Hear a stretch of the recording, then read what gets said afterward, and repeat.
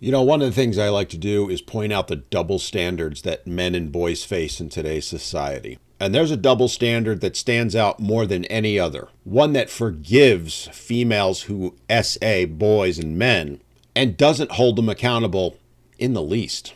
And in this video, I want to talk about one such case, and we'll see how long this video lasts, because I have no doubt it's going to get mass reported, because we're not allowed to talk about these issues when they affect men and boys. This is Jade Berry, a 27-year-old dental receptionist who SA'd a young boy of 13 in a park one evening and told him she was going to, and I quote, ride him till morning. This before she decided to remove her clothing and expose herself to the young boy and his friend. And if you're one of those who thinks he was looking for this, they had had no prior contact prior to this encounter in the park. She literally chose to walk up to him, sit down next to him, start fondling his genitals, and ultimately removing her clothes. None of which did this young boy want or ask for. Now, the young boy went and reported this to his parents and ultimately the police, and the police investigated, finding her ID card at the location. She was subsequently arrested the next morning and immediately began playing the female victim card. She claimed that she had been drinking white wine and was so drunk that she had absolutely no memory of doing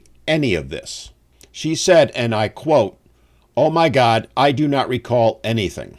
But it gets worse from there. Because you see, despite the overwhelming evidence that she did in fact do this, she essentially was given a pass for doing it. In the end, she pled guilty to SA and was sentenced to 12 months in jail, a sentence which was suspended for 18 months. I guess one good thing is she is required to register as a sex offender for 10 years, but only 10 years. And rather than acknowledge her heinous crime, her and her attorney have gone on to justify it by making excuses. Her lawyer, John Williams, claimed she has suffered from mental health problems since the age of 15 or 16, and COVID was a particularly difficult time for her. She has a self-destructive nature, and because of this nature, she has turned to alcohol to deal with her issues. And if you think she should be excused for her actions based on that, well, let me ask you this.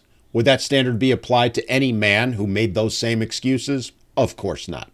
Interestingly, the judge who sentenced her, one Eric Lamb, said, "You are not aware of the vulnerability of your victim, but the consequences of what you did have been awful for the complainant and his family. He has tried to take his own life, suffered night terrors, and required counseling in an effort to overcome the impact of that which you have done." Yet this very same judge chose to not give her any prison time. He chose to give her a suspended sentence. What does that say to that young boy? That the trauma that this boy is facing, by the judge's own words, isn't valid enough to put her in prison for any length of time. That speaks volumes about the double standards that exist in society and in the legal system for females who SA boys and men. She was given a free pass. Why? Because she's a female. You know it, and I know.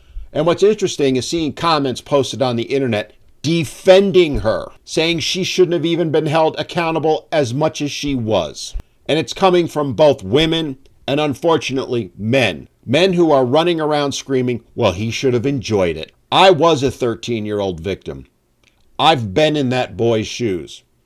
And if you're one who thinks he should have enjoyed it, you are as much of the problem as she is. You are just as guilty as she is. Maybe, just maybe, it's time we stopped mocking these victims and did something to help them. And maybe we should start holding these females who choose to commit these heinous crimes accountable for their actions, instead of giving them a slap on the wrist. But you'd have better odds of holding a winning lottery ticket, being struck by lightning, and having your leg gnawed off by a shark all at the same time than that ever happening.